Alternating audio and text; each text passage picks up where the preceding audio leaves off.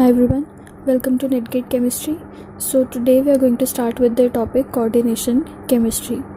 So coordination chemistry comes for approximately 20 to 25 marks in CSIR NET exams. Okay, and if you look at previous year questions from 2017 onwards, then you will realize that the questions which are being asked from coordination chemistry, their level of concept is now higher. So if you're preparing for coordination chemistry, then always keep in mind that you should be able to attempt the questions which are coming from 2017 onwards, and also you should have a thorough knowledge about each and every concept which is there in coordination chemistry. Okay, so before making this video also and all the upcoming videos of this playlist coordination chemistry, I have kept in mind that all the questions which are asked in previous year of CSIR NET, they should be attempted by you guys. Okay, so now we'll start with coordination chemistry. So first we are going to understand about the coordination compounds.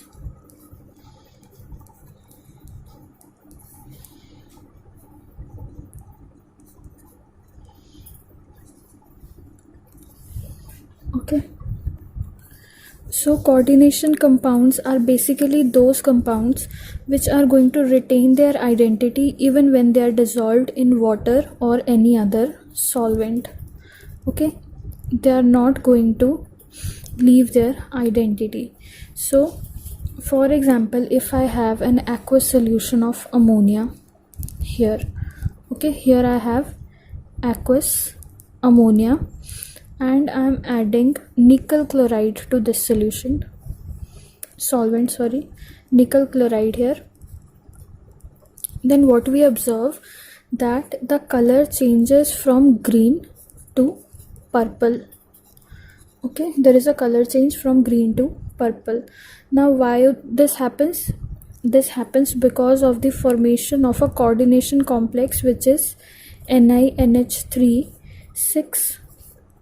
6Cl2, okay, which remains like this in the solvent.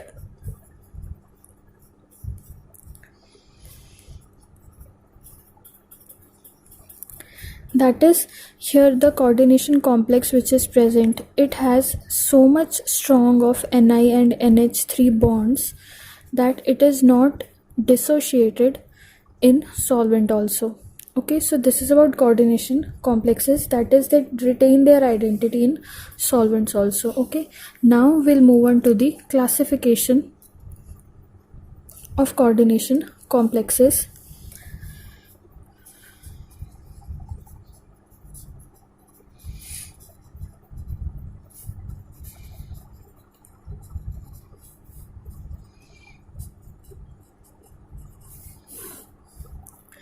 So complexes are classified into two categories based on coordination number, that is normal coordination number complexes and abnormal coordination number complexes. Okay, under the category of normal coordination number complexes, we get the coordination complexes having coordination number from 4 to 7. Okay, and in abnormal coordination number complexes, they are again divided into two categories. One is low coordination number complexes and the other is high coordination number complexes. Under the category of low coordination number complexes, the coordination number complexes from 1 to 3 are there. Okay, and in high coordination number complexes, the complexes having coordination number 8 or more, they are under the category of high coordination number complexes. Okay, so this is about the classification of coordination complexes on the basis of coordination number. Okay, So now what we are going to do is, first we'll look for the low coordination number complexes. Okay, so for low coordination number complexes, what we can do is we can have some of the examples, and I will also tell you about the metals which can show those coordination numbers. So first I'm going to show you about the coordination number 1 complexes. Okay, the metal ions which can form coordination number 1, those are copper 1 positive, Ag 1 positive, and Au 1 positive. Okay, also you have to remember that for low coordination number complexes to be formed, the oxidation state of metal should be low. Okay, that is, low oxidation state should be there, and high number of d electrons should be there on the metal atom. Okay, so this is a condition for low coordination number complexes to be formed. Why I'm saying this condition, that we will understand when we are going to study about the electroneutrality principle. That will be the next topic in the next video. Okay, so for now you have to remember that in order to form low coordination number complexes, the metal ion should be in low oxidation state and should have high number of d electrons. Okay, so for coordination number 1, the metal atoms, the metal ions which form these type of complexes are copper 1 positive, Ag 1 positive, and Au 1 positive. Okay, in all of these three cases you can observe that all are D10 systems having +1 oxidation state. All of these three are having D10 electronic configuration and +1 oxidation state. Okay, now we'll move on to coordination number 2.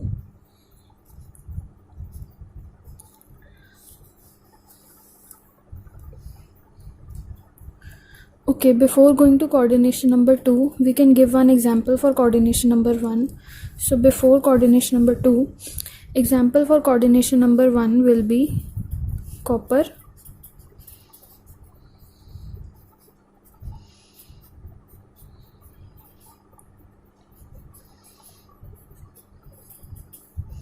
this one. This is an example of complex having coordination number 1. Okay, this part is the ligand. Okay, and this is the metal ion. Okay, so these are the metal ions which can form coordination number 1 complexes. All are having D10 electronic configuration and +1 oxidation state, along with an example which is this one. Okay, so now we'll move on to coordination number 2. So for coordination number 2,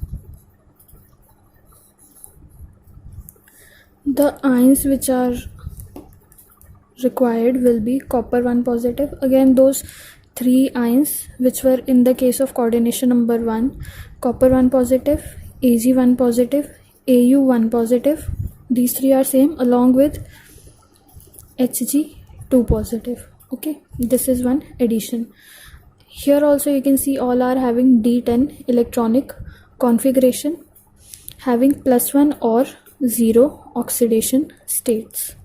Okay, so examples could be AgCN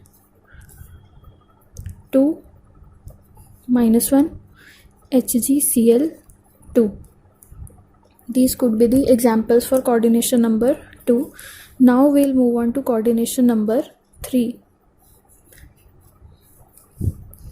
For coordination number 3, again these ions will be there.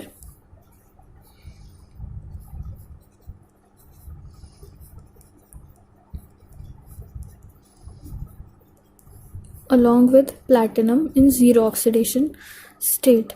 So here also all are having D10 electronic configuration, and oxidation states could be +1, +2, 0. Okay, so these are the ions which show coordination number 3 complexes. For example, NiCN 3 -2. it exists at low temperatures, okay, and at room temperature it dimerizes and forms Ni2CN6 4 negative. Okay, so this is all about coordination number 3. Now for coordination number 4,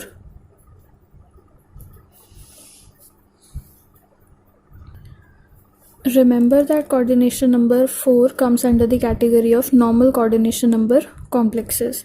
So for coordination number 4, the ions which show this coordination number complexes are cobalt 2 positive, Ni 2 positive, copper 2 positive, zinc 2 positive, basically starting from cobalt and going to zinc. Okay, cobalt, nickel, copper, zinc in +2 oxidation state. Also beryllium 2 positive and Li positive, they also show coordination number 4 complexes. Okay, so this is all about the complexes and their coordination numbers. So now we'll talk about the denticity. We are not going to have elaborated discussion about denticity right now, but for now what you have to understand is that in order to understand about the denticity, or in order to look for the denticity, what you have to look first, you have to look for the donating sites. Look for number of donating sites. Also star mark one thing, that only sigma donation is considered.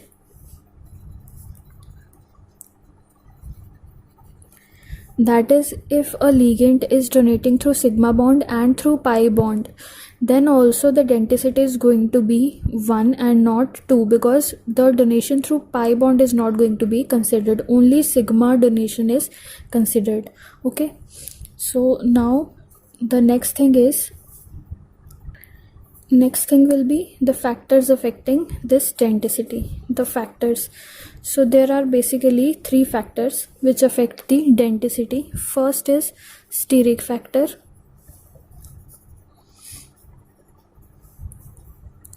second is number of donor sites, and third is stability of chelate ring.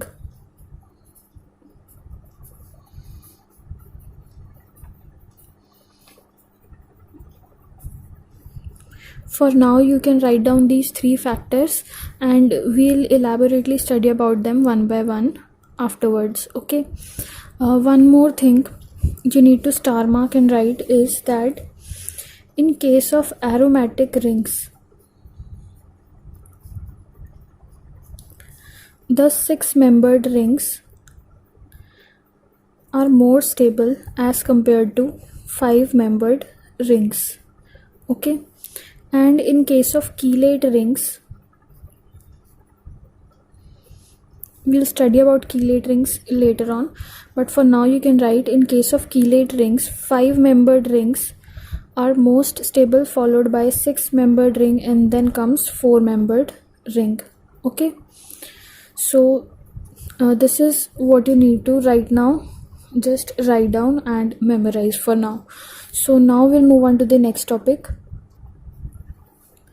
Now we are going to have a classification of ligands on the basis of charge. So on the basis of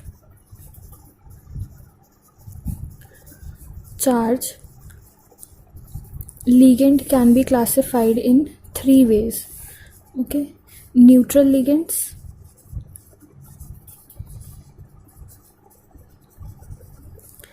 anionic ligands, and cationic ligands.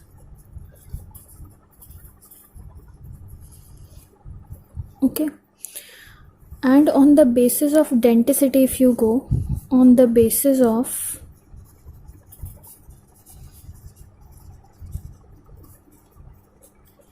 denticity, ligands could be monodentate,